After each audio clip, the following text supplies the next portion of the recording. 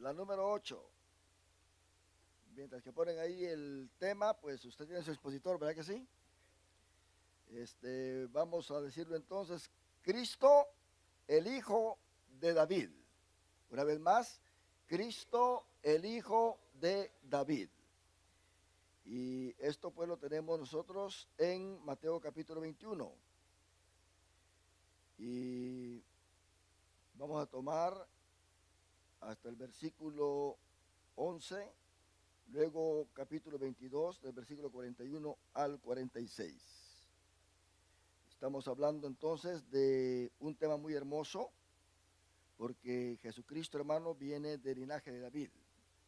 Y él tiene que cumplir con todos estos requisitos para venir a ser rey. Entonces, él a ser rey viene entonces a gobernar por 1000 años sobre todas las naciones. Esto es lo que Israel hasta el día de hoy está esperando, que venga el Mesías. Lo están esperando de una manera muy desesperante, porque sabemos que Israel ha venido sufriendo mucho por las naciones vecinas, ha venido sufriendo persecución.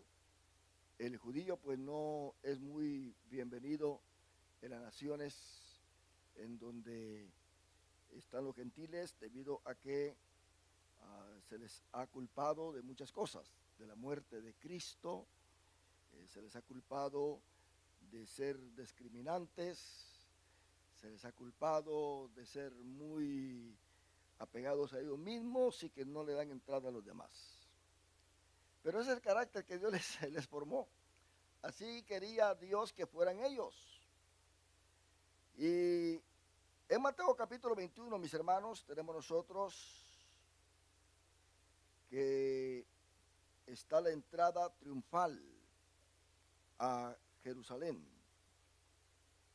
Y esto pues está todo profetizado, ¿verdad? En la Biblia. Cristo vino a cumplir con todas las profecías que estaban o que están en el Antiguo Testamento con respecto a él como Mesías. No reinó porque el pueblo no lo recibió, pero ya era un plan de Dios, dice Pedro. Él quería incluir, Dios quería incluir a todas las naciones por la promesa que le hizo a Abraham. En tu simiente serán benditas todas las familias, todas las naciones de la tierra. Y no había otra forma de que nosotros alcanzáramos esta bendición, sino por la manera de un sacrificio, como Cristo lo hizo en la cruz del Calvario, haciendo un nuevo pacto. A través de ese nuevo pacto nosotros podemos entrar a la bendición que se le dio a Abraham, a esa promesa, diciendo que en tu simiente serán benditas todas las naciones de la tierra. Entonces ahí en Mateo 21, mis hermanos, vamos a familiarizarnos con este pasaje para que veamos nosotros qué es lo que sucede. Mateo capítulo 21, tenemos entonces la entrada triunfal, por decirlo así, donde Cristo públicamente se declara rey. Por supuesto, esto era una contradicción al gobierno romano. Yo quiero adelantarme a decirles de que Roma no crucificaba ladrones en sí. Cuando la Biblia dice que ahí habían dos ladrones con Cristo, la palabra que está en griego es la palabra que se tenía que traducir como bandidos. Bandidos, o sea, todo aquel que se oponía al gobierno de Roma, a César, entonces era crucificado también. Entonces a Cristo lo crucificaron porque notemos nosotros cómo los que le acusaban decían, viene en contra de César y nuestro rey es César. Entonces la crucifixión fue aprobada por Pilato porque todos ellos decían, crucifícale, crucifícale. Y crucificaron a dos bandidos al lado de él, uno a la derecha y el otro a la izquierda. porque ellos eran también personas que venían en contra del gobierno romano. Y esto da a entender entonces de que unos tenían una razón para crucificarle y los otros tenían otra razón para crucificarle. Pero Dios tenía otra razón, ¿se da cuenta? Y la manera o la forma o el por qué Dios permitió que Cristo llegara a la cruz era para que nosotros fuésemos alcanzados y estuviésemos también en este nuevo pacto. Por eso Él celebró la Santa Cena. Él, si hubiera querido ser rey, lo hubiera sido. Pero había algo acá que se tenía que cumplir. El Salmo 110 dice, dijo el Señor a mi Señor, siéntate a tu diestra hasta que ponga a tus enemigos por estrado de tus pies, dando a entender de que Él tenía que regresar para cumplir con una nueva función, que es la función del sumo sacerdote, ese oficio. Entonces Cristo es ahora sumo sacerdote y cuando venga va a ser rey. Cuando estuvo aquí en la tierra vino a ser profeta.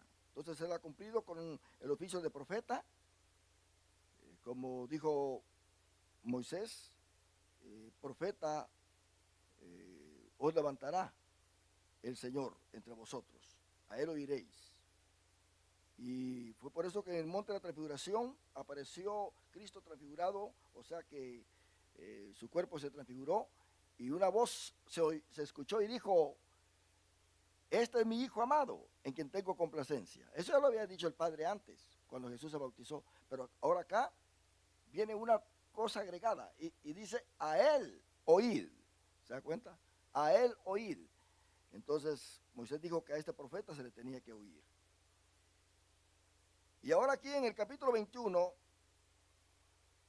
Cristo viene con un propósito, con el propósito de entrar a Jerusalén para cumplir lo que dice Zacarías 9:9. Y si podemos leer ahí en Zacarías 9:9, usted se va a dar cuenta la profecía que está acá. Zacarías 9:9. Mire lo que dice. Alégrate mucho, hija de Sión. A Jerusalén también se le dice Sión. ¿Ok?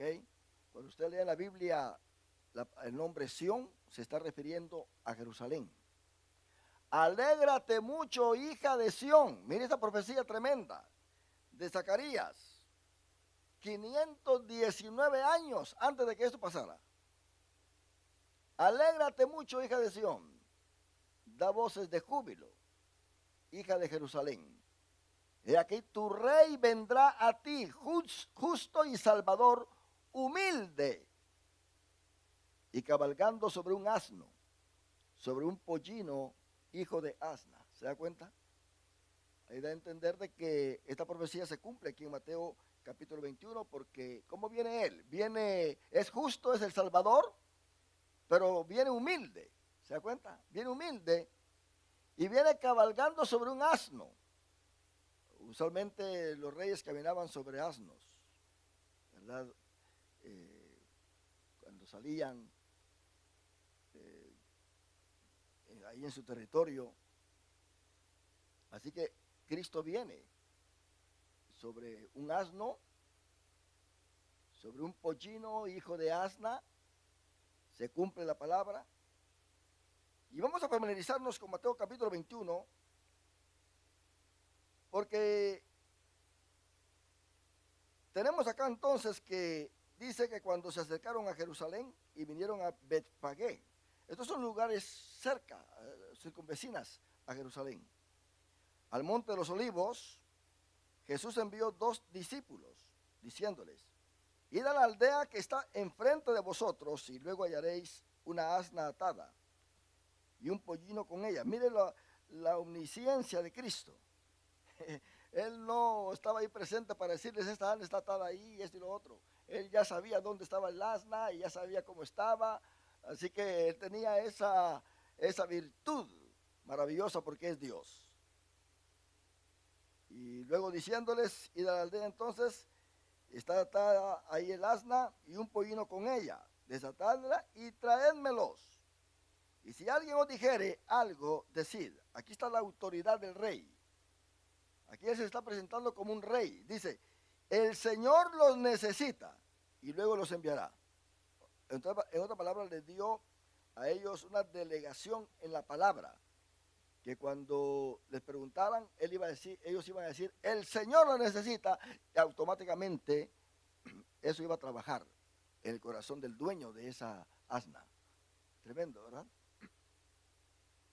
Todo esto, dice, aconteció para que se cumpliese lo dicho por el profeta cuando dijo, decida la hija de Sión, he aquí tu rey viene a ti. Mateo tiene la característica de que cada vez que Jesús cumple una de las profecías, él cita la profecía del Antiguo Testamento. Es el único evangelio que lo hace así, para que se cumpliese las escrituras, para que se cumpliese, para que se cumpliese, para que se cumpliese. Porque Mateo le escribe a los judíos y quiere comprobarle a los judíos que cada cosa que Jesús hace es un cumplimiento de lo que los profetas profetizaron acerca del Mesías. Él quiere comprobarle a ellos que Jesús es el Mesías. Y no solamente por su opinión, sino que dice para que se cumpla. Y les da entonces las citas de las profecías que hicieron los profetas. Por eso aquí dice, todo esto aconteció para que se cumpliese lo dicho por el profeta cuando dijo, decid a la hija de Sión, he aquí tu rey viene a ti, manso, y sentado sobre una asna. Note bien, aquí en vez de decir la palabra humilde, dice manso, que es lo mismo, ¿verdad? Y sentado sobre una asna, sobre un pollino, hijo de animal de carga, dice acá. Hijo de animal de carga, que dice diferente allá en lo que es Zacarías 9:9. Y los hijos y los discípulos fueron e hicieron como Jesús les mandó. Y trajeron el asna y el pollino y pusieron sobre ellos sus mantos y él se sentó encima. Y la multitud, que era muy numerosa, tendía sus mantos en el camino. Una multitud numerosa, dando a entender que ellos sabían que el rey venía. Ellos deseaban ya el Mesías, ahí era el momento para reinar. Y la multitud, que era muy numerosa, tendía sus mantos en el camino. Y otros cortaban ramas de los árboles y las tendían en el camino. Eso hacían usualmente para los reyes. Cortaban ramas y se las tendían en el camino cuando un rey llegaba. Y por esa razón es que en Apocalipsis capítulo 7 vemos nosotros que los que se salvan en la gran tribulación, ellos son personas judías, personas israelitas, porque vienen a Cristo reconociéndolo como rey. En Apocalipsis 7:9 dice que traen palmas en las manos, palmas en las manos. Entonces, los únicos que le pueden tirar palmas al rey, o sea, ramas y como se acostumbraba, son los judíos, los israelitas. Dice Apocalipsis 7:9, después de esto miré, y aquí una gran multitud, la cual nadie podía contar, de todas las naciones y tribus y lenguas y pueblos y lenguas, que estaban delante del trono en la presencia del Cordero, vestidos de ropas blancas y con palmas en las manos. Ellos están en espíritu allá, ya la iglesia está resucitada, espíritu, alma y cuerpo, pero ellos llegan en espíritu solamente porque están muriendo en la gran tribulación. Y Juan los ve con palmas en las manos. ¿Quiénes son estos? Son aquellos que reconocen al Mesías o a Jesús como el Mesías, porque el anticristo ahora está descubierto que él no es el verdadero Mesías y ahora creen en el que murió en la cruz del Calvario y no se dejan sellar. Ahora, nota bien, en el versículo 8 de Mateo 21 sigue diciendo, y la multitud, que era muy numerosa, tendía sus mantos en el camino, y otros cortaban ramas de los árboles y las tendían en el camino. Y la gente que iba delante de la que iba detrás, y la que iba detrás aclamaba diciendo, Hosana al Hijo de David, bendito el que viene en el nombre del Señor, Hosana en las alturas. Hijo de David es una forma de decir el Mesías. Note bien que muchos clamaron al Señor diciéndole, Hijo de David, como el ciego Bartimeo, ¿verdad? Hijo de David, ten misericordia de mí. Eso era solamente apropiado para el judío. Cuando la mujer sirofenicia también clamó a Jesús y le dijo, Hijo de David, ten misericordia de mi hija, que está siendo atormentada por un demonio, Jesucristo no le aceptó que le dijera hijo de David, porque ella no era judía. Y le dijo, yo no he venido a darle el pan a los perrillos, ¿se da cuenta? Sino a la casa de Israel. Dando a entender, ¿por qué tú me estás llamando hijo de David?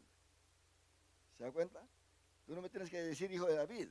Pero a Bartimeo no le prohibió, y a otros más, no les prohibió diciéndoles que les dijera hijo de David, porque ellos eran judíos. Entonces nosotros, ¿cómo reconocemos a Jesús? Lo reconocemos como nuestro Salvador. Es cierto, Cristo vino para preparar el terreno de su reino. Pero el apóstol Pablo dice que él vino a salvar a los pecadores, de los cuales, dice Pablo, yo soy el primero. ¿Se da cuenta? Entonces, Cristo trajo dos funciones. Vino a reinar y vino a salvar. Ahora, al decir salvar, se incluye el mundo entero. Él dijo, id y predicar el evangelio a toda criatura. El que creyere y fuera bautizado, este será salvo. Entonces, creer en Él como Señor es que la salvación llega a uno. No solamente creer en Él. Es cierto, el carcelero de Filipo le dijo a los apóstoles, Pablo y Silas, señores, ¿qué debo hacer para ser salvo? Ellos le dijeron, cree en el Señor Jesucristo y serás salvo tú y toda tu casa.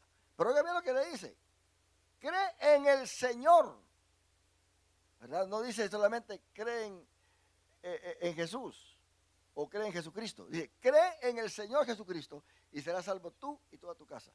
Quiere decir que el que cree tiene que tomar a Jesús como Señor de su vida. Él dice, ¿por qué me llamáis Señor, Señor y no hacéis lo que yo os mando?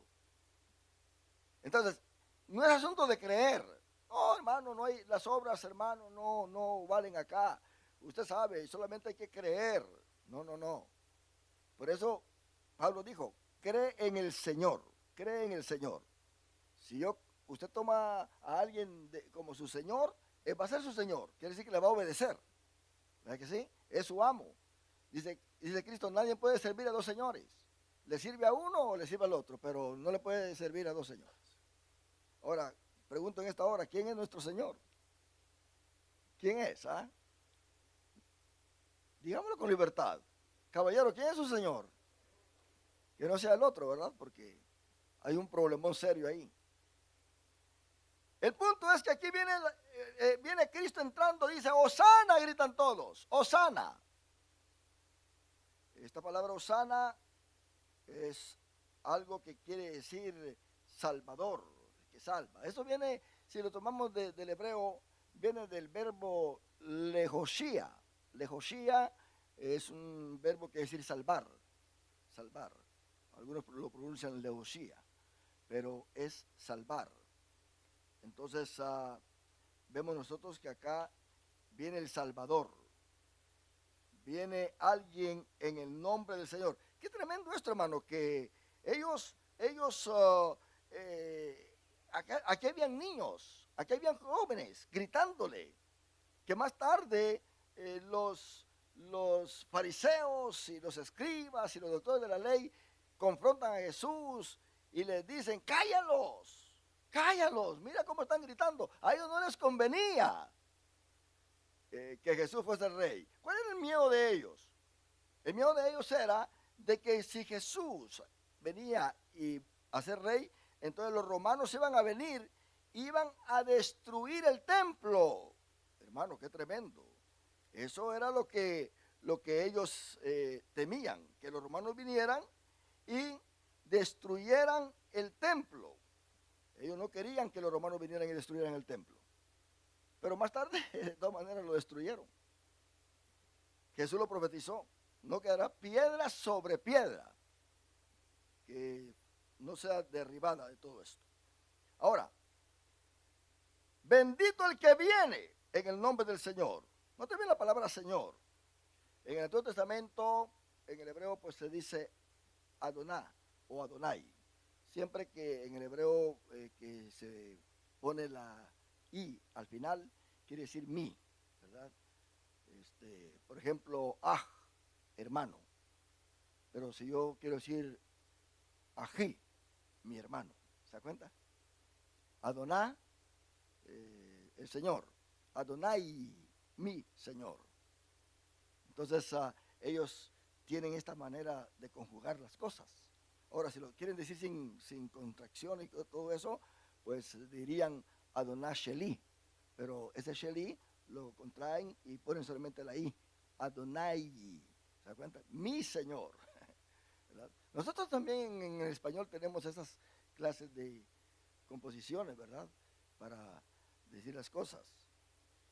Ahora, aquí entonces dice, bendito el que viene en el nombre del Señor. La palabra Señor acá, en el griego es Kyrios, que es un equivalente a Adonai, mi Señor. Se refiere a Dios. Se refiere a Dios, no como decir cualquier señor ahí, ¿verdad? Ese señor que va ahí. No, se está refiriendo a Dios. Y esto es Cristo viniendo. Hosana en las alturas. Cuando entró él en Jerusalén, toda la ciudad se conmovió, diciendo, ¿quién es este? La pregunta, ¿quién es este? Y la gente decía, este es Jesús, el profeta de Nazaret de Galilea. ¿Cómo lo reconocía la gente entonces? Como profeta. Qué tremendo, ¿verdad? Pero no lo reconocía como el Mesías. Es más, cuando ya los fariseos, los líderes religiosos lo rechazaron, ahí en capítulo 12, donde ellos dicen que Jesús saca los demonios en el nombre de Belcebú, ya automáticamente Jesús, después que hacía un milagro, les decía a los que sanaba, no les digáis a nadie quién te sanó, porque a partir de ese momento Jesús solamente se dedicó a entrenar a sus discípulos, a hablarles de él, de que tenía que morir, y que tenía que resucitar, y que vendría otra vez, y les hablaba por parábolas para que la gente que no creía en él no entendiera, y entonces solamente aquellos que creían en él podían entender lo que Jesús les estaba diciendo. Ahí en Mateo capítulo 13 tenemos un ejemplo nosotros, cuando Jesús empezó a hablarles por parábolas, y él terminó una parábola en San Mateo 13, hasta el versículo 9 dice, el que tenga oídos para oír, oiga. Pero mire lo que le dicen los discípulos ahí en el versículo 10. Entonces, acercándose los discípulos, le dijeron, ¿por qué les hablas por parábolas? ¿Se da cuenta? ¿Por qué les hablas por parábolas? Esta gente ya no te va a entender. Lo que pasa es que esta gente, a través de los líderes que lo rechazaron, ya Jesús les dijo, les había dicho, ustedes blasfemaron contra el Espíritu Santo, no tienen perdón. En otras palabras, yo venía para ser el Mesías, pero ya no voy a ser el Mesías de ustedes, me han rechazado. Han dicho que yo reprendo los demonios en el nombre de Belcebú. Así que hasta aquí llegué, ahora me voy a dedicar a los discípulos. Los voy a entrenar, los voy a preparar para esta misión. Y a partir de ese momento Jesús se dedicó, note bien que empezó a caminar sobre las aguas. ¿Quién más lo estaba viendo? Nadie, solamente los discípulos. Y ahí pues caminó Pedro también sobre las aguas. ¿Verdad que sí? Y el monte de la transfiguración, ¿quién más lo estaba viendo? Solamente 3 de los discípulos que él llevó, ¿verdad? De ese círculo secreto que él tenía, los que iban a ser líderes de la iglesia. Tenían que ver todo esto para liderar la iglesia con poder y con gloria. Entonces, esto los tenía que convencer a ellos que Jesús era el Mesías. Porque con Jesús pasaban cosas que no pasaban con los demás. Caminando sobre las aguas, sacando los demonios, que los mismos demonios le decían, sabemos quién tú eres el Hijo del Altísimo. Los mismos demonios daban testimonio. Así que los discípulos ahora estaban entre ellos mismos siendo ya instruidos por Cristo. ¿Y qué les dice Jesús en el versículo 11? Cuando ellos le dicen, ¿por qué les hablas por parábolas? Él respondió, les dijo, porque a vosotros os he dado saber los misterios del reino de los cielos, mas a ellos no les es dado. ¿Se da cuenta? Porque a cualquiera, dice el versículo 12, que tiene, se le dará y tendrá más. Pero al que no tiene, aún lo que tiene se le quitará. Ellos ya no van a saber nada de mí. Ahora ustedes sabrán lo de mí. Sabrán mucho acerca de mí. Entonces, ellos se sorprendieron porque la gente no entendía nada de lo que Jesús estaba hablando. Y más adelante Jesús les tenía que explicar a los discípulos, porque lo llamaban aparte y les decían, maestro, lo que tú dijiste no entendimos. Pues vengan para acá.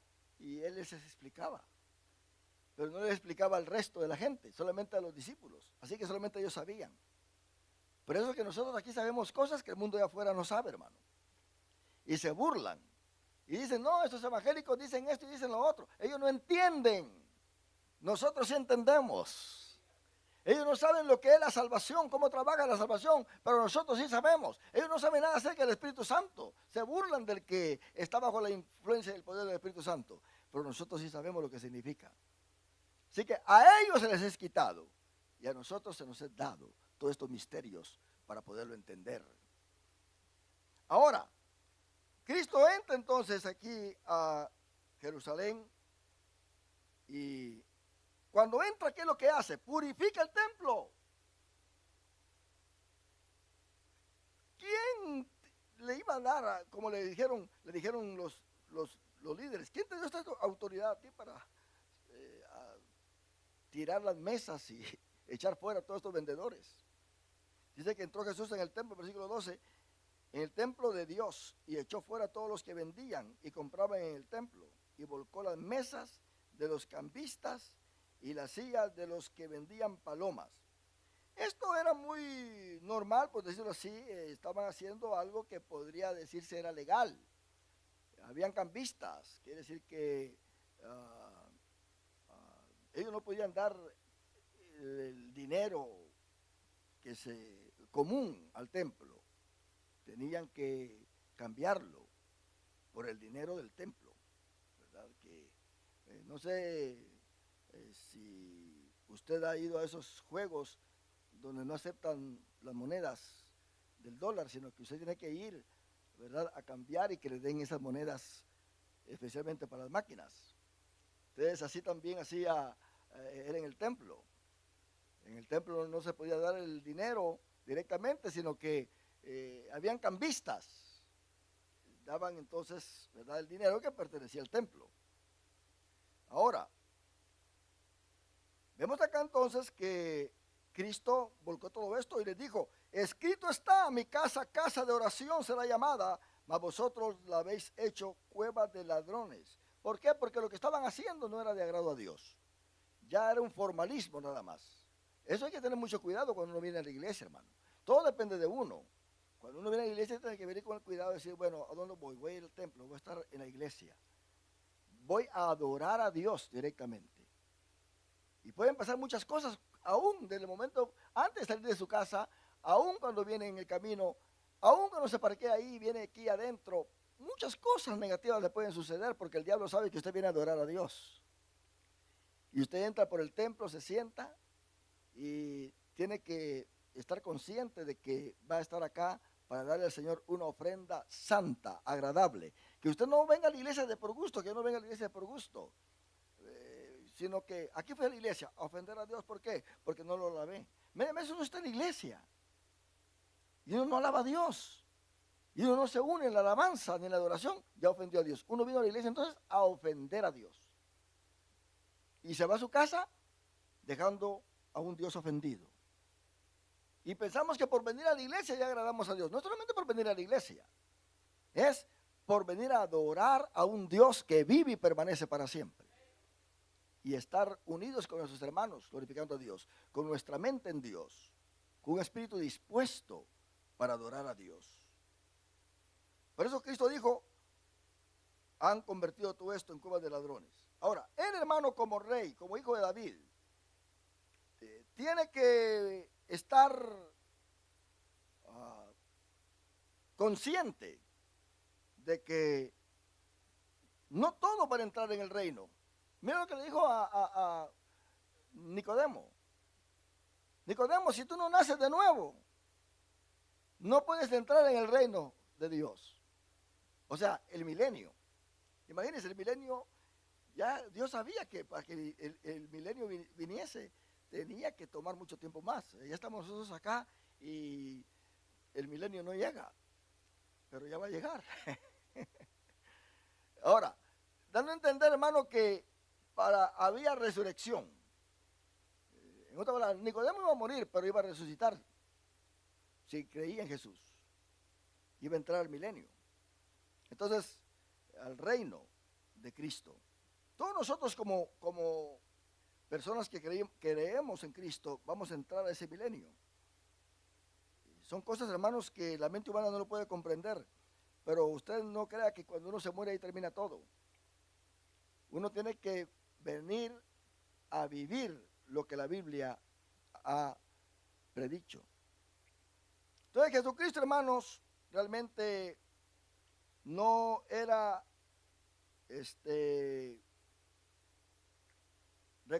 no es reconocido por los israelitas, por los judíos como el Mesías hasta el día de hoy, porque ellos dicen, no, él no reinó.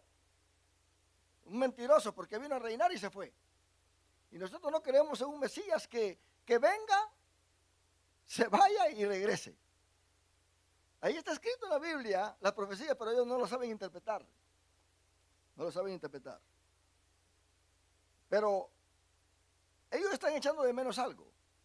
Y es que ellos solamente piensan en el Mesías, pero no pudieron pensar que también la Biblia presenta al Mesías como el Cordero.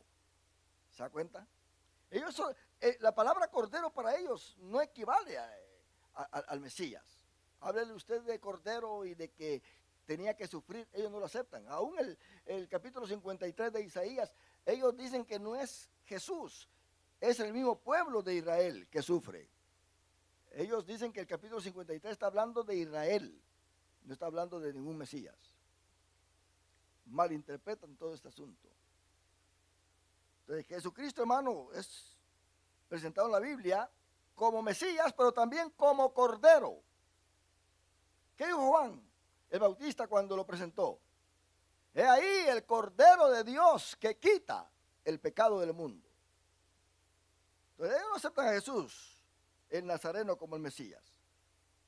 Número uno, porque no aceptan a un Mesías sufriente. Y realmente, hermano, en la Biblia, en el Antiguo Testamento, ninguna profecía del Antiguo Testamento habla de un Mesías sufriente. Pues el Mesías es el Mesías, es el rey. Lo que pasa es que nosotros, los evangélicos, cuando hablamos del Mesías, cuando presentamos al Mesías a un judío o a alguien que lo predicamos, estamos hablando de un Mesías que sufre. El Mesías no sufre. El que sufre es el Cordero. ¿Se da cuenta? El que sufre es Jesús, el Salvador. Él es el que como Cordero sufre. Juan el Bautista nos dijo, he ahí el Mesías que quita el pecado del mundo. Él dijo, he ahí el Cordero de Dios. Porque como Cordero, dice Isaías 53, fue llevado al matadero. No como Mesías, sino como Cordero fue llevado al matadero. Enmudeció y no abrió su boca. Pero cuando Pilato le dijo, ¿eres tú el rey? ¿Se da cuenta? ¿Qué le dijo Jesús? Tú lo has dicho. Y de hoy en adelante verás al Hijo del Hombre viniendo en las nubes con los ángeles del cielo. Ahí él lo dijo todo. Pero cuando él hablaba de su muerte, se ponía en el lugar del Cordero. Era necesario que él muriera, que el grano se tirara a la tierra y se sembrara para que brotara la nueva planta. Dice, si el grano no muere, no nace la nueva planta. Porque es necesario, dijo otra vez, que el Hijo del Hombre sea levantado para que todos aquellos que lo vean sean salvos. ¿Qué le dijo a Nicodemo? Así como Moisés levantó la serpiente en el desierto, así es necesario que el Hijo del Hombre sea levantado. Ahí está el punto, hermano. Así que cuando pensemos en el Mesías sufriente, no es Mesías sufriente en verdad. Es el Cordero de Dios. Por eso los judíos se enojan. Por eso los judíos no creen. Porque se les presenta como un Mesías sufriente. Ellos dicen, el Mesías no sufre. Y realmente no hay ninguna profecía en el Antiguo Testamento donde el Mesías sufre. El Mesías viene a reinar con vara de hierro. Viene a vencer a sus enemigos. ¿Se da cuenta? Pero el Cordero viene a morir por nosotros. Cuando Dios le dijo a Abraham, Abraham, ve y sacrifícame a tu hijo. O preséntalo en holocausto. Cuando Isaac iba con la leña hacia el lugar donde iba a ser sacrificado, Isaac vio para los lados y no vio el cordero. Y le dijo a su padre, padre, tenemos la leña, tenemos el fuego, tenemos todo esto, pero ¿dónde está el cordero? ¿Dónde está el cordero? ¿Y qué le dijo Abraham? Miren cómo le respondió Abraham. Dios oiga bien cómo lo dice. No le dice Dios proveerá, sino que dice Dios se proveerá. ¿Qué está diciendo ahí?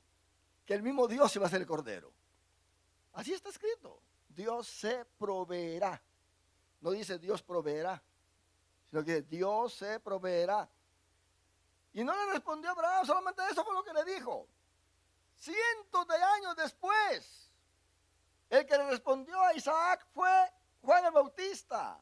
Le dijo, he ahí el Cordero de Dios, que quita el pecado del mundo. Él fue el que le respondió, ahí está. Ese es Jesús. Entonces Jesús, hermano, es un Mesías que establece un reino universal, poniendo a Israel sobre todas las naciones. En Génesis 49:10 dice, no será quitado el cetro de Judá. O sea que ya viene la profecía. Ni legislador de entre sus pies hasta que venga Silo. Y a él se congregarán los pueblos. Silo en este caso viene a ser Cristo. Hebreos 1:8 dice, mas del Hijo dice, tu trono, oh Dios, por el siglo del siglo. Cetro de equidad es el cetro de tu reino, llamándolo rey. Salmo 102:15. Entonces las naciones temerán el nombre de Jehová, y todos los reyes de la tierra tu gloria. Ahí va a haber gloria, va a haber poder en el reinado. No solamente como ahí está un rey sentado, no. Ese lugar van a haber destellos en ese lugar usted. Ahí va a haber poder de Dios, va a haber gloria de Dios. Todas las naciones tendrán que ir cada 6 meses, cada año, allá a Israel, a Jerusalén, a adorar a ese rey que está allí. Porque todo Israel estará reinando sobre todas las naciones. Es un Mesías que libra a Israel de sus enemigos. Por eso lo esperan ansiosamente. Lo va a librar de sus enemigos. Ahí está Egipto, está Irán, está Siria, todos esos lugares que odian a Israel, con amenazas. Pero Israel, como está bajo promesa, en estos momentos no puede ser vencido por nadie. Israel tiene un poder fuerte ahora mismo. ¿Por qué? Porque es el poder de Dios que está con ellos para que se cumpla la palabra. Aunque están rechazando a su hijo, pero ellos van a pasar por una situación bastante fuerte durante la gran tribulación. Va a ser ahí donde van a creer en el Mesías. Es cierto, no todos los judíos han rechazado a Cristo. Están los mesiánicos. Ellos creen que Jesús es el Mesías y es el Salvador. Ellos son judíos que han creído en Cristo. Nosotros cuando fuimos a Israel, estuvimos en Jerusalén, estuvimos ahí en una iglesia cristiana, ¿verdad? Donde el pastor es judío y los demás que están ahí cantando coritos como cantamos nosotros. Estuvimos ahí escuchando la palabra, ¿verdad? Una iglesia total, no había ninguna diferencia. Todos adorando a Dios ahí, adorando a Cristo Jesús, porque hay judíos que creen en Cristo. Bueno, sabemos nosotros que los apóstoles, todos ellos fueron israelitas. Todo este evangelio viene de ahí. Ellos, ahora hay quienes están diciendo que el cristianismo viene de la mitología griega, viene de los persas, del dios Mitra, porque si usted sabe, Satanás es un engañador terrible. Mitra nació de una virgen, Mitra murió, él mismo se sacrificó para salvar al mundo y resucitó al tercer día. Y durante su ministerio, Mitra tomó hasta la Santa Cena. Mire, Satanás cómo se adelanta. Y de esto se agarran aquellos que no creen en Jesús. Miren, todo esto es lo que Jesús hizo. Ya lo habían hecho antes los dioses mitológicos. Pero eran dioses mitológicos. ¿Dónde está Mitra? ¿Dónde está, el trabajo y la obra de cada uno de ellos? A ver si está salvando al mundo. Todo aquello que se origina de estos dioses está perdiendo al mundo. Pero Cristo vino a salvar, vino a regenerar. Él vino, hermano, a decirle al mundo, aquí está el rey de ustedes, que va a haber paz durante 1000 años. El diablo va a estar atado en esos 1000 años, en el abismo, para dar a entender el poder que tiene Cristo. Ahora, es un Mesías que libra a Israel de sus enemigos. Sofonías 3:15 dice, Jehová ha apartado tus juicios, ha echado fuera tus enemigos. Jehová es rey de Israel, en medio de ti nunca más verás el mal. No te ve lo que dice, Jehová es el rey de Israel. Pero, ¿acaso no es Cristo el rey de Israel? ¿Por qué dice Jehová? Porque Él es también Jehová. Él dijo, mi padre y yo uno somos. Esto es lo que enoja a los judíos usted. Los enoja. ¿Cómo es posible? Nosotros queremos un solo Dios, dice. En un solo Dios. Tu Dios es uno. Dice que le dice Dios a Israel. Es cierto, así es. Nosotros también creemos en un solo Dios. Pero que se ha manifestado en 3 divinas personas. No en 3 modos de actuar, sino en 3 divinas personas. Esto hay que entenderlo muy bien. Jesucristo es un Mesías que libra a Israel entonces de sus enemigos. Él juntará a todo Israel, lo juntará, mi hermano, de todos los lugares del mundo y establecerá su reino. Dice Oseas 3:5, después volverán los hijos de Israel y buscarán a Jehová su Dios y a David su rey. Note bien que menciona a David, porque es hijo de David, desciende de él en su genealogía. Y temerán a Jehová y a su bondad en el fin de los días, los últimos 1000 años. Isaías 49:6 dice, poco es para mí que tú seas mi siervo para levantar las tribus de Jacob y para que restaures el remanente de Israel. También te di por luz a las naciones para que sea mi salvación hasta lo postrero de la tierra. La manera en que le habla a su hijo, el Padre. Isaías 49:22 dice, así dijo Jehová el Señor, he aquí yo tenderé mi mano a las naciones, y a los pueblos levantaré mi bandera, y traerán en brazos a tus hijos, y tus hijas serán traídas en hombros. La promesa de que todos aquellos israelitas, no te ven que hay 10 tribus perdidas, no se sabe dónde están. De alguna manera Dios los va a identificar y ellos van a reconocer a Jesús como el Mesías. Mucha gente de estas 10 tribus son cristianas, temen a Dios, han aceptado a Jesucristo, pero ni ellos mismos saben que son israelitas, porque se han propagado en todo el mundo. Es posible que aquí haya un israelita y no lo sabe. Jeremías 31, 33 y 34 dice, pero este es el pacto. Noten bien que esto del milenio es un pacto nuevo que Dios va a hacer con el pueblo. Ya hizo un pacto mosaico, una preparación para poder traer a Cristo. Pero este es el pacto que haré con la casa de Israel. Después de aquellos días, dice Jehová, daré mi ley en su mente y la escribiré en su corazón, y yo seré a ellos por Dios y ellos me serán por pueblo. Este Mesías no solamente va a reinar políticamente, va a reinar espiritualmente. Va a escribir la ley de Dios en el corazón de cada judío, de cada israelita en el milenio.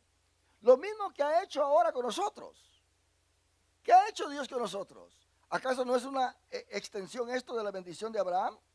Cuando él dice que en tu simiente serán benditas todas las naciones de la tierra, todas las familias de la tierra, está hablando de que el Espíritu Santo va a ser dado a nosotros. Y el Espíritu Santo ya lo hemos recibido. El apóstol Pablo así le dice a los Gálatas, que esta promesa es la promesa del Espíritu Santo.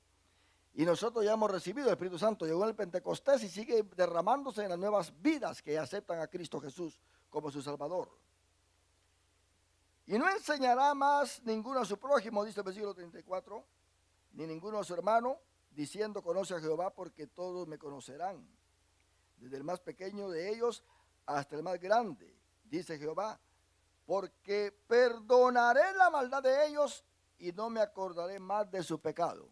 Qué tremendo, hermano. Esto es lo que va a suceder en el milenio. Los judíos, los israelitas que entran al milenio, muchos de ellos van a ser resucitados. Muchos de los que murieron en la gran tribulación van a resucitar antes de que empiece el milenio. Los del Antiguo Testamento van a resucitar antes de que empiece el milenio, porque ellos no son parte de la iglesia. Entonces nosotros que la iglesia es un nuevo cuerpo de Cristo. Ellos fueron salvos por la fe en los sacrificios que hicieron. Entonces van a resucitar y van a reinar con Cristo 1000 años. Y por supuesto van a haber judíos que van a entrar vivos, sin haber muerto al milenio. Ellos van a morir, ellos no van a, no también dice que el niño va a morir de 100 años. Estos que entren ahí pues van a morir luego, porque a los 80 años ya se van a morir, porque están entrando, es la gente que está entrando al milenio vivos.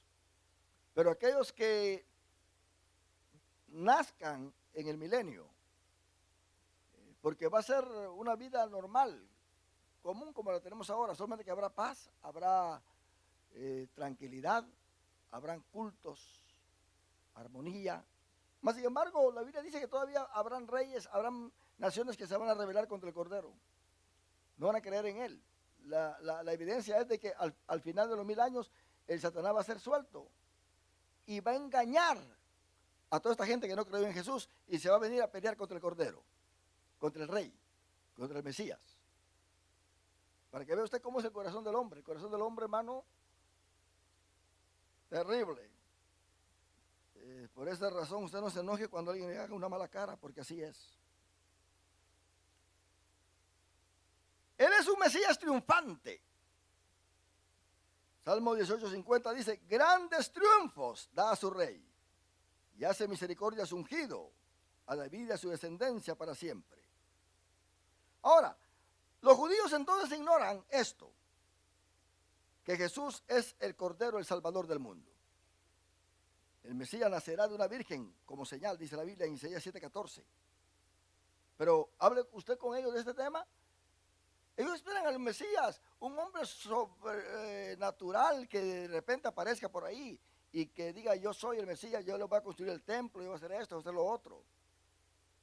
Ellos no están esperando a un Mesías que nazca de una virgen y que ande haciendo milagros como anduvo Jesús.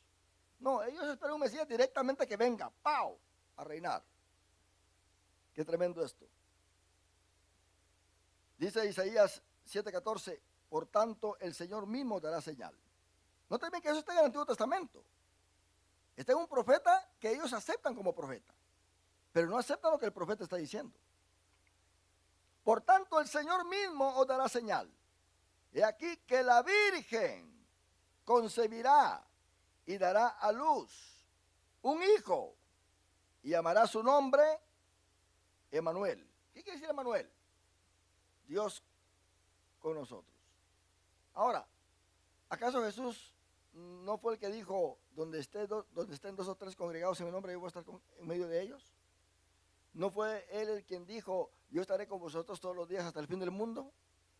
Entonces él es Dios, ¿verdad que sí? Isaías 9:6. Porque un niño nos ha nacido. Oiga bien el juego que hace aquí Isaías en la presentación. Un niño nos ha nacido. El niño tiene que nacer, quiere decir que nace. Pero dice luego, hijo nos es dado. Una cosa es que nazca el niño y otra cosa es que el hijo sea dado. Porque de tal manera amó Dios al mundo que ha enviado, ha dado a su hijo unigénito, para que todo aquel que en él cree no se pierda, mas tenga la vida eterna. Pero ¿quién es este niño que nace? ¿Y quién es este hijo que es dado? Principado sobre su hombro. Y se llamará su nombre admirable, consejero. Está hablando de Cristo, oiga bien. Dios fuerte, Padre eterno, príncipe de paz. Él es. Es asunto de creer nada más lo que la Biblia dice, hermano. Porque nos encerramos en unos conceptos vanos y por esa razón no se puede tomar la palabra del Señor. Ahora, este Mesías, hermano, que va a aparecer como cordero, iba a hacer milagros. Isaías 42:5. Así dice Jehová Dios, creador de los cielos, y el que despliega, el que extiende la tierra y sus productos, el que da aliento al pueblo que mora sobre ella y espíritu a los que por ella andan. Yo, Jehová, te he llamado en justicia y te sostendré por la mano. Te guardaré y te pondré por pacto al pueblo, por luz a las naciones. Dice el versículo 7, Isaías 42:7. Para que abras los ojos de los ciegos, para que saques de la cárcel a los presos y de casas de prisión a los que moran en tinieblas. ¿Se da cuenta? Luego Dios dice, no tienen que andar haciendo milagros, tienen que venir a reinar de una vez. Pero aquí dice la Biblia que este Mesías, en su forma de cordero, en su forma de profeta, va a sanar. Ellos no esperan al profeta, aunque realmente lo estaban esperando en esa actualidad, cuando en el tiempo de Cristo. Por eso llegaban con Juan el Bautista y le decían, ¿eres tú el profeta? No, decía Juan. ¿Eres tú el Cristo? No. ¿Eres tú Elías? No. Ellos esperaban a tres, según la profecía, ¿verdad? Al profeta, a Elías y al Mesías. Esperaban a los tres. Pero el profeta y el Mesías es el mismo. Así que Jesús como profeta iba a sanar. Entonces, como Mesías nadie lo puede herir. Es cierto, pero como cordero sí. ¿Verdad que sí? Mire lo que dice Isaías 53, usted lo sabe muy bien. ¿Quién ha creído a nuestro anuncio? ¿Y sobre quién se ha manifestado el brazo de Jehová? Subirá cual renuevo delante de él, y como raíz de tierra seca. No hay parecer en él, ni hermosura le veremos más inatractivo para que lo deseemos. Por eso lo discriminaban. Despreciado y desechado entre los hombres, varón de dolores. ¿Cómo el Mesías va a hacer esto? Dicen ellos. No es posible, este es Israel. Así dicen ellos, eso reclaman porque ellos no creen que el Mesías sea varón de dolores. Dice, experimentado en quebranto y como que escondimos de él el rostro. Fue menospreciado y no lo estimamos.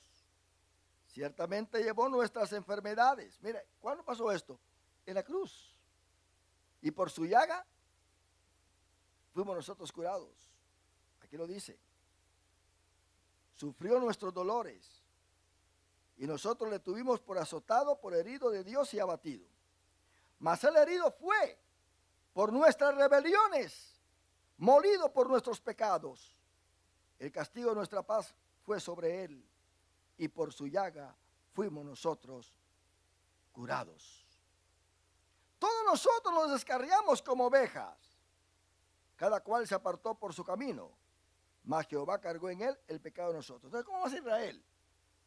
Israel y todas las naciones se descarriaron como ovejas, pero Jehová cargó sobre él. ¿Sobre quién? ¿Sobre el mismo Israel? No, sobre el Cordero, sobre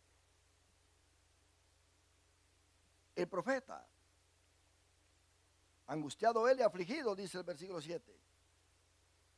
No abrió su boca, como cordero fue llevado al matadero, y como oveja delante de sus trasquiladores, enmudeció y no abrió su boca. Esto es algo hermoso, hermano, que se entienda bien la palabra del Señor. Pero no se queda ahí. Dice el versículo 8, por cárcel y por juicio fue quitado, y su generación, ¿quién la contará? Porque fue cortado de la tierra de los vivientes, y por la rebelión de mi pueblo fue herido, y se dispuso con los impíos su sepultura. Mas con los ricos fue en su muerte, aunque nunca hizo maldad, no hubo engaño en su boca. Hombre sin pecado. La sepultura donde él fue sepultado fue una sepultura de un rico. Se cumple esta promesa. Con todo eso, Jehová quiso quebrantarlo, sujetándolo a padecimiento, cuando haya puesto su vida en expiación por el pecado. Aquí está en sí la razón de su muerte. Verá linaje, vivirá por largos días, y la voluntad de Jehová será en su mano prosperada. Verá el fruto de la aflicción de su alma. ¿Sabe cuál es el fruto? Nosotros somos el fruto de esa aflicción, de ese sufrimiento. Y quedará satisfecho. Por su conocimiento justificará a mi siervo justo a muchos, y llevará a las iniquidades de ellos.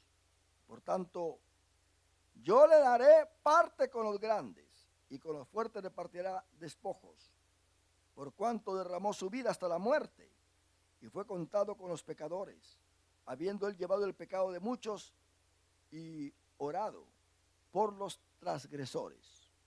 Ese es entonces el Cordero de Dios, que quita el pecado del mundo. Pedro en su mensaje, hermanos, a los israelitas, en el día de Pentecostés les dijo que Cristo debía de padecer, ahí en Hechos 3:18. Pero Dios ha cumplido así lo que había antes anunciado por boca de todos sus profetas, que su Cristo había de padecer. Se lo está predicando a los israelitas, los que estaban ahí congregados.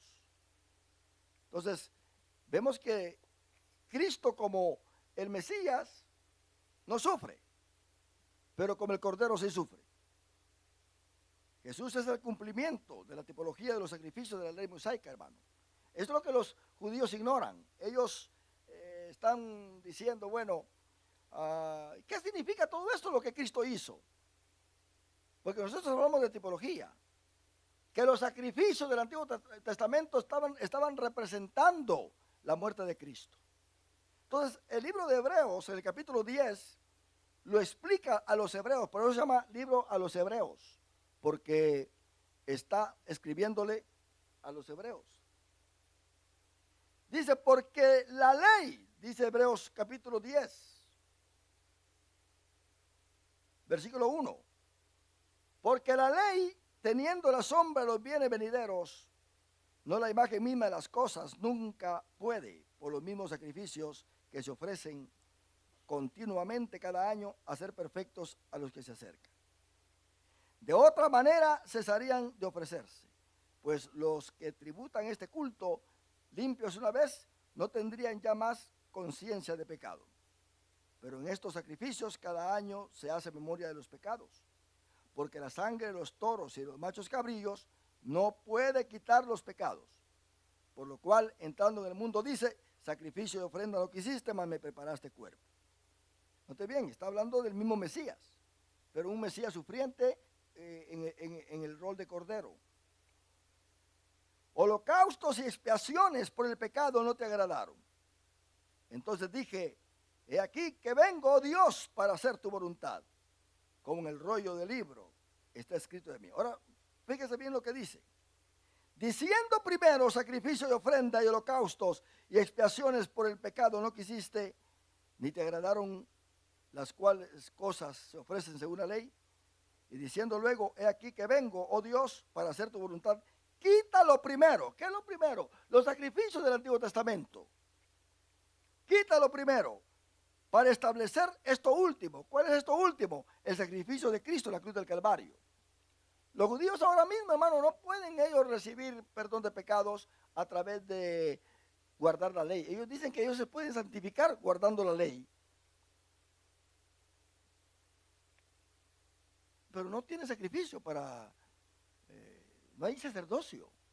¿Cómo sus pecados van a ser perdonados? Dios solamente perdona el pecado del hombre a través de Cristo Jesús, ya sea judío o ya sea gentil. Pero ellos con estar ahí frente al muro de los lamentos, leyendo el Torá y orando a Dios, no encuentran perdón de pecados. Si rechazan a Cristo, ellos no pueden alcanzar el perdón de pecados, porque es solamente a través de Cristo. Porque con Cristo lo primero se ha cancelado. Dice el versículo 9. Y diciendo luego, aquí que vengo Dios para hacer tu voluntad, quita lo primero para establecer lo último. En esa voluntad somos santificados mediante la ofrenda del cuerpo de Jesucristo. Pon atención al versículo 10. Usted que evangeliza, tome estos versículos porque es bueno. En esa voluntad somos santificados mediante la ofrenda del cuerpo de Jesucristo, hecha una vez para siempre. Es en esa voluntad que Cristo tuvo de morir por nosotros, es que nosotros alcanzamos la santificación. No es por la voluntad de nadie más. Versículo 11 dice, ciertamente todo sacerdote está día tras día ministrando y ofreciendo muchas veces los mismos sacrificios, que nunca pueden quitar los pecados. Pero Cristo, habiendo ofrecido una vez para siempre un solo sacrificio por los pecados, se ha sentado a la diestra de Dios. ¿Y qué dijo Pedro? A este Cristo que ustedes, a este Jesús que ustedes sacrificaron, que mataron, que torturaron, el Padre lo ha sentado a su diestra y lo ha hecho. Oye bien cómo dijo Pedro a los israelitas que estaban ahí. Y lo ha hecho Señor y Cristo, sentándolo a su diestra. Pedro creyó que Jesucristo era el Mesías. Por eso la iglesia primitiva, hermano, vendían todos sus propiedades. Porque Pedro predicaba, arrepiéntanse y para que vengan tiempos de refrigerio y para que Dios envíe el Mesías. Pedro tenía el concepto de que si todo Israel, todos los judíos se arrepentían, el Mesías regresaba. Por eso muchos vendían ya sus propiedades y entregaban todo a los pies de los apóstoles. ¿Por qué? Porque el Mesías pues iba a venir, ya no les importaba nada. Hasta que recibieron la revelación del apóstol Pablo. Señores, no es así. Y después que vino la revelación del apóstol Pablo, ya las iglesias no practicaron eso de vender sus propiedades y hacer todo esto. Porque se dieron cuenta que el evangelio tenía que ser predicado a todo el mundo. Ahora, los judíos dicen, el Mesías tiene que venir ya, y ya viene. Hay unos rabinos que hasta lo están profetizando, ya está acá el Mesías. Pero hay algunos procesos que se tienen que cumplir. El milenio, o sea, el reinado de Cristo, no puede llevarse a cabo sin la restauración de las 10 tribus perdidas. Las 10 tribus perdidas tienen que ser restauradas. Si no son restauradas, el milenio no toma lugar. Por eso dice la Biblia que llamará a todos de donde estén y luego reinará sobre ellos. Entonces los judíos, ellos no les importan las 10 tribus. Ellos dicen, nosotros somos, y somos, aquellos ya se quedaron fuera. Ignoran también esa profecía. Pero vemos nosotros acá que tienen que estar las 12 tribus completas para que el Mesías reine. Y eso va a ser después de que Cristo lleve su iglesia, que pase la gran tribulación y que venga de regreso con su iglesia y los ángeles del cielo a reinar por 1000 años en esta tierra. Ahora, los discípulos, hermanos, del camino a Emaús esperaban el reino prometido, pero ignoraban el rol del Cordero de parte de Jesús. Ellos iban de camino, Jesús se les aparece y les dicen: ¿eres tú el único forastero que no sabe lo que ha pasado acá en estos lugares? Nosotros teníamos ahí a Jesús y lo mataron, y según nosotros él iba a reinar, y mira, lo mataron, pero por ahí dicen algunos que ya ha resucitado. Y Jesús les dice: duros de corazón, ustedes ignoran las Sagradas Escrituras. Y dice la Biblia que empezó a hablarles de que las cosas, ahí en versículo 25 del capítulo 24 de Lucas, les dice: entonces les dijo: oh insensatos y tardos de corazón para creer todo lo que los profetas han dicho. Andaban con Jesús y el concepto de Dios era que Jesús tenía que reinar, pero tuvo que venir el Espíritu Santo para convencerlos de que el asunto no era así. Aún cuando Jesús, después de resucitar, se iba ya para el cielo, se le acercaron los apóstoles: maestro, dinos, ¿cuándo van a suceder estas cosas, pues? ¿Cuándo vas a reinar? Ellos tenían este concepto. Y les dijo Jesús: no toca a vosotros saber los tiempos. Ustedes vayan y prediquen el evangelio, porque recibirán poder cuando venga sobre ustedes el Espíritu Santo. Y me serán testigos en Jerusalén, en Samaria, en Judea y hasta lo último de la tierra. Y ya se callaron. Y después que vino el Espíritu Santo, cambió el asunto. Por eso es muy bueno que todos nosotros tengamos el Espíritu Santo en nuestra vida, para entender a Dios, para entender la iglesia, para entender los misterios que hay en este evangelio maravilloso. Sin el Espíritu Santo, hermano, nosotros solamente vamos a andar renegando, pero con el Espíritu Santo vamos a entender las cosas. Dice que en el versículo 27, y comenzando desde Moisés y siguiendo por todos los profetas, les declaraba en todas las Escrituras lo que de él decían. Imagínense, les declaró Jesús todas las cosas a ellos. Ellos ni sabían que era Jesús, estaban velados, no entendían. Hasta cuando partieron el pan y Jesús oró, se dieron cuenta que era Jesús. Y dijo: ¡wow! ¡Es Jesús! Pero ya fue demasiado tarde, se desapareció. Entonces, para concluir, mis amados hermanos, Jesús antes del reino mesiánico debía ser profeta. Así lo profetizó Moisés, Deuteronomio 18:15. Profeta de en medio de ti, tus hermanos, como yo, te levantará Jehová tu Dios, a él oiréis. ¿Acaso no tienen esto los judíos, pues? ¿Por qué? ¿Por qué entonces no entienden a Jesús como profeta? No, nosotros no queremos a un Mesías que venga y que luego se regrese y que venga otra vez. No, ellos están ignorando esto. Esto es lo que ellos dicen. Deuteronomio 18:18 dice: profetas les levantaré de en medio de sus hermanos, como tú, y pondré mis palabras en su boca, y él les hablará todo lo que yo les mandare. Entonces, tal parece que los judíos contemporáneos de Juan el Bautista sí lo creían, hermano. Juan 1:21 dice: le preguntaron: ¿qué pues? ¿Eres tú Elías? Dijo: no soy. ¿Eres tú el profeta? Respondió: no. Juan 6:14 dice: aquellos hombres entonces, viendo la señal que Jesús había hecho, dijeron: este verdaderamente es el profeta que había de venir al mundo. Ellos esperaban un profeta. Juan 7:40 dice: entonces algunos de la multitud, oyendo estas palabras, decían: verdaderamente este es el profeta. El Sanedrín no aceptaba a Jesús como profeta. Miren lo que dijeron a Nicodemo, aquel que había llegado a Jesús de noche. Nicodemo era parte del Sanedrín. En 7:52 de San Juan dice: respondieron y le dijeron: ¿eres tú también Galileo? Le dijeron a Nicodemo: escudriña y ve que de Galilea no se ha levantado profeta. Jesús nació en Belén, ahí en Judea, pero se crió en Galilea, en Nazaret. Nazaret era parte de Galilea. Y como era de Galilea, dijo: escudriña y ve a ver si de Galilea se ha levantado profeta. Pero ellos ignoraban que Jonás era Galileo, pero no aceptaban a Jonás como profeta. Mira hasta dónde llega el judío. No aceptaban a Jonás como profeta. ¿Sabe por qué? Porque Jonás se fue a predicar a los ninivitas, a los enemigos de ellos. No, ¿cómo ese Jonás va a ser profeta si se fue a predicar a la gente que no es nuestra, para que se arrepienta?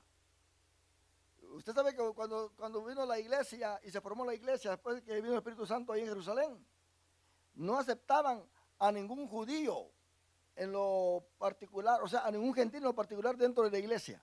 No lo aceptaban. Si la iglesia de Jerusalén estaba compuesta, tenía que estar compuesta solamente judíos e israelitas, ya sean prosélitos o israelitas o judíos que venían del territorio romano, que fuesen ya helenistas, pero que eran de sangre judía. Solamente de sangre judía o de sangre israelita eran los miembros de la iglesia en Jerusalén.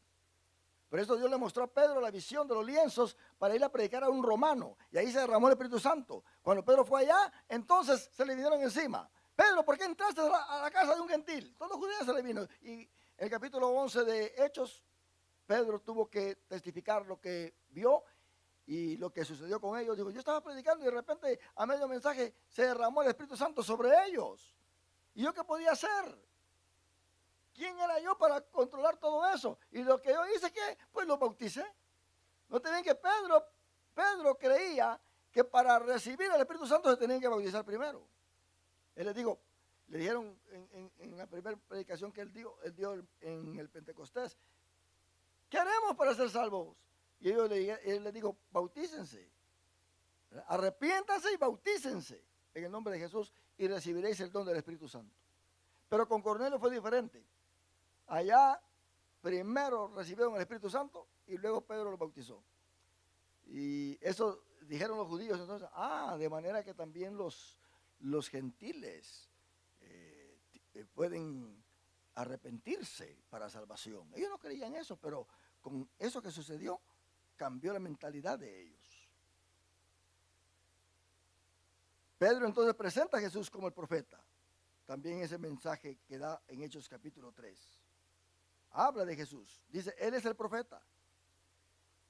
Esteban también lo presentó como profeta, ahí en Hechos 7:37, cuando lo estaban matando. Él dijo, Moisés es el que dijo a los hijos de Israel, profeta os levantará el Señor, vuestro Dios, de entre vuestros hermanos, como a mí, a Él oiréis. Entonces Jesús, hermano, antes del reino milenial, debía de ser profeta y luego sumo sacerdote.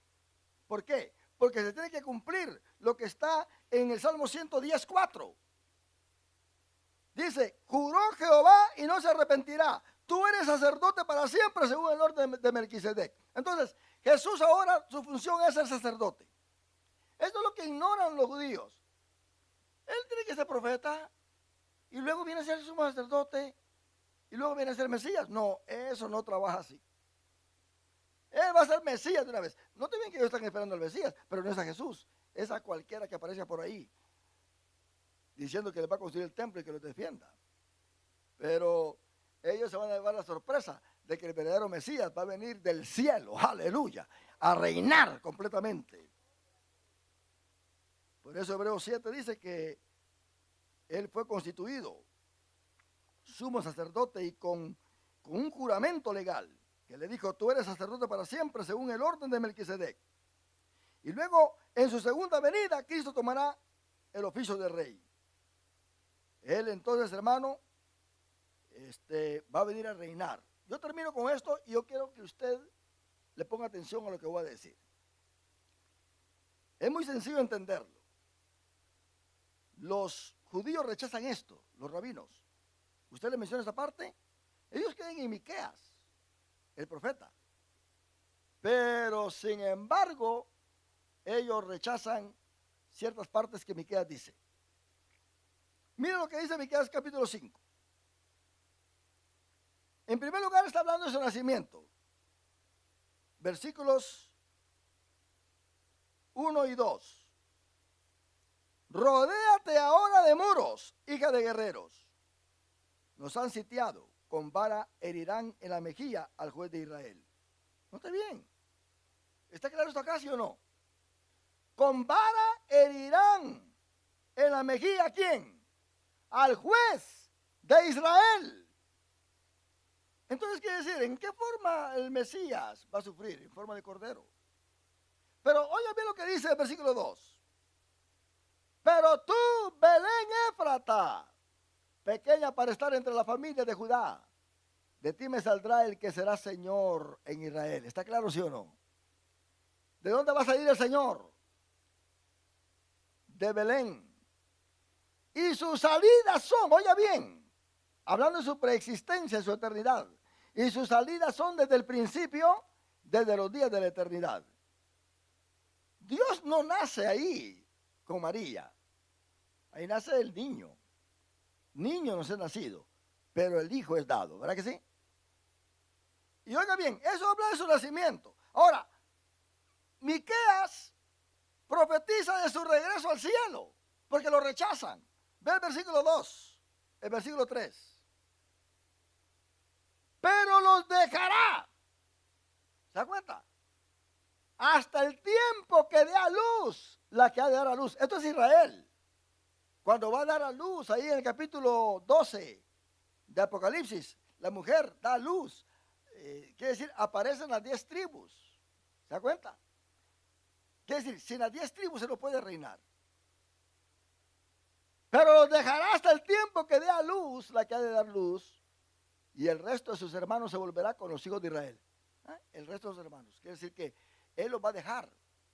Dijo el Señor a mi Señor, siéntate a mi diestra hasta que ponga a tus enemigos debajo de tus pies. Ven para acá, siéntate a mi diestra.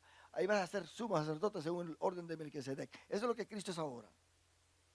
Pero viene su regreso a la tierra en versículo 4. Y Él estará y apacentará con poder de Jehová, con grandeza del nombre de Jehová su Dios, y morarán seguros, porque ahora será engrandecido hasta los fines de la tierra. Dando a entender, hay un gran lapso de todos, sino Miqueas entonces ahora pone su nacimiento, pone su regreso y pone su función como rey. ¿Se da cuenta? En Isaías 66, 7 dice, antes que estuviese de parto dio a luz, antes que le viniese dolores dio a luz hijo, hablando de Israel que va a dar a luz. Pero antes de que dé a luz, que le viniesen dolores, dio a luz hijo. ¿Por qué? Porque Jesús viene de Israel. Dice el versículo 8, ¿quién oyó cosa semejante? ¿Quién vio tal cosa? ¿Concebirá la tierra en un día? ¿Nacerá una nación de una vez? Pues en cuanto Sión estuvo de parto, dio a luz sus hijos. Van a entender que las 10 tribus de momento van a aparecer. Esos son los huesos secos de la visión de Ezequiel. ¿Vivirán estos huesos? ¿Se da cuenta? Dios tiene un misterio tremendo. Esto es entender, hermano, que para Dios no hay nada imposible. Alegraos, dice el versículo 10, con Jerusalén y gozaos con ella. Todos los que la amáis, llenaos de ella de gozo, todos los que os enlutáis por ella, para que maméis y os saciéis de los pechos de sus consolaciones, para que bebáis y os deleitéis con el resplandor de su gloria. Porque así dice Jehová, he aquí que yo extiendo sobre ella paz como un río, y la gloria de las naciones como torrente que se desborda. Y mamaréis en los brazos, seréis traídos, y sobre las rodillas seréis mimados. Como aquel a quien consuela su madre, así os consolaré yo a vosotros, y en Jerusalén tomaréis consuelo. Mire lo que va a ser el milenio, hermano. Tremendo esto. Esto es lo que estaba ahí en Apocalipsis capítulo 1, si usted no lo ha leído. Capítulo 12. Dice, apareció en el cielo una gran señal, una mujer vestida de sol, con la luna debajo de sus pies, y sobre su cabeza una corona de 2 estrellas. Y estando encinta clamaba con dolores de parto en la angustia del alumbramiento. Eso durante la gran tribulación, donde aparecen las 10 tribus perdidas. También apareció otra señal en el cielo, y aquí un gran dragón escarlata que tenía 7 cabezas y 10 cuernos, y en sus cabezas 7 diademas, y su cola arrastraba la tercera parte de las estrellas del cielo y las arrojó sobre la tierra. Y el dragón se paró frente a la mujer que estaba para dar a luz, a fin de devorar a su hijo tan pronto como naciese. Y ella dio a luz un hijo varón, que regirá con vara de hierro a todas las naciones, y su hijo fue arrebatado para Dios y para su trono. Aquí está claramente también lo que pasó. Aunque aquí esta mujer es Israel, no es la Virgen, como dicen los católicos. Otros piensan que es la iglesia. No, la iglesia no va a estar en la gran tribulación, hermano. Este es Israel. Termino esta clase leyendo Romanos capítulo 9, versículo 1 al 5, que dice: verdad digo en Cristo, no miento, y mi conciencia me da testimonio en el Espíritu Santo, que tengo gran tristeza y continuo dolor en mi corazón, porque deseara yo mismo ser anatema, separado de Cristo. Eso quiere decir anatema. Por amor a mis hermanos, los que son mis parientes según la carne, que son israelitas, de los cuales son la adopción, la gloria, el pacto, la promulgación de la ley, el culto y las promesas. ¿De quiénes son los patriarcas? Y de los cuales según la carne vino Cristo, el cual es Dios sobre todas las cosas, bendito por los siglos. Amén. Entonces, ¿de quién vino Cristo? De Israel. Eso fue lo que le dijo el Padre a la serpiente, Dios a la serpiente: y pondré enemistad entre ti y la simiente, entre tu simiente y la simiente suya, hablando de la simiente de la mujer. Tú le herirás en el calcañar, pero ¿ya qué? Te dará un golpe grande en la cabeza, quedarás completamente eliminado. Eso fue lo que hizo Cristo. Cristo vino a darle a Satanás en la cabeza, a través de su muerte en la cruz, lo vino a vencer. Y esta profecía que aparece por primera vez con respecto a Cristo está en Génesis 3:15. Y pondré enemistad entre ti y la mujer, y entre tu simiente y la simiente suya. Esta te herirá en la cabeza, y tú le herirás en el calcañar. Ahora, esta mujer no es la Virgen María. Esta mujer es Israel, de donde viene Cristo, conforme a los pasajes que hemos leído. Así que Cristo, hermano, número uno, entonces, se presenta como el profeta. ¿Verdad que sí? En su ministerio. Luego ahora tiene el rol de sumo sacerdote, su oficio. Está salvando a todo aquel que viene a él. Y luego cuando venga en su segunda venida, viene a ser rey de Israel y sobre todas las naciones. Esos son los tres oficios que se cumplen en Cristo, y nosotros estamos ahora bajo su oficio de sumo sacerdote. Pero un día reinaremos con él. ¿Cuántos adoramos a Dios?